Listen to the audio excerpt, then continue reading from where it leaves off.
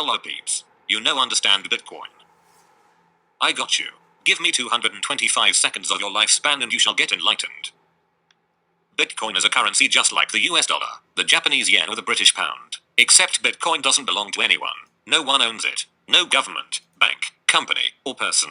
It's just open source software that anyone can download and browse. It's an invention that no one owns, but anyone can use. Kind of like email. It was created in 2007 by a mysterious person codenamed Satoshi Nakamoto.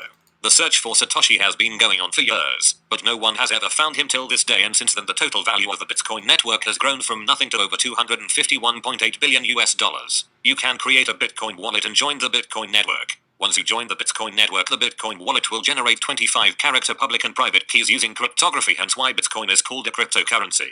Think of cryptography like converting some normal text to a secret language that is impossible to read or decode. Now that you have joined the Bitcoin network and you have the keys, that is your Bitcoin address. Think of it kind like your bank account number.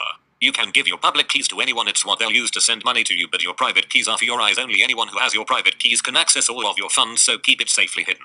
Every time someone sends Bitcoin to another person, the Bitcoin network is responsible for processing the transaction. The Bitcoin network is maintained by a bunch of computers that verify all transactions to ensure that they are valid.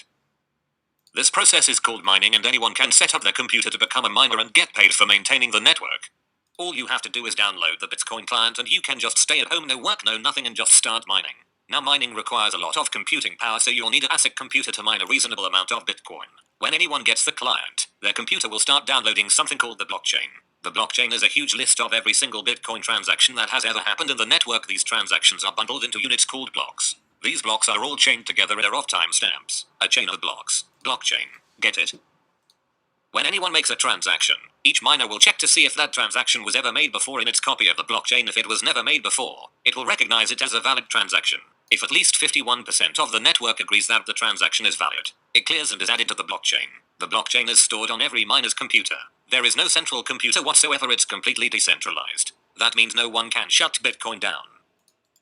But what if a bad guy decides he wants to try to generate fake Bitcoins? Couldn't he just create a bunch of mining accounts and approve his own transactions as the new majority? Well, yeah, but Bitcoin has an incredible security system designed to defend against that type of attack, also known as a Sybil attack. There's an extra step that every miner has to do once it says that a block is valid. It has to solve a bunch of randomly generated mathematical problems using its computing power, and once it's done solving them, other miners can verify that it did indeed solve those problems. This is called the proof of work algorithm.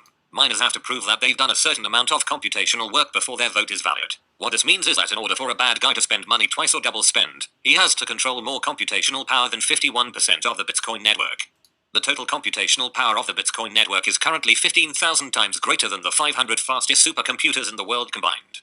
No one person or entity has that much computing power, so the network has never been broken before, and it only gets stronger as more miners join by adding their computing power to it. Only 21 million Bitcoins can ever be created, and at the present rate of creation, the last Bitcoin will be mined somewhere in the year 2140, so when that happens, miners will only receive the transaction fees instead of the transaction fees in the generated Bitcoins. Because there is a hard limit on the amount of Bitcoin that can be created, this means Bitcoin is a deflationary currency, unlike compared to the inflationary US dollar, where the government decides when to print and distribute money. But one isn't better or more natural than the other. Bitcoin is just one of the thousands of cryptocurrencies out there. In conclusion,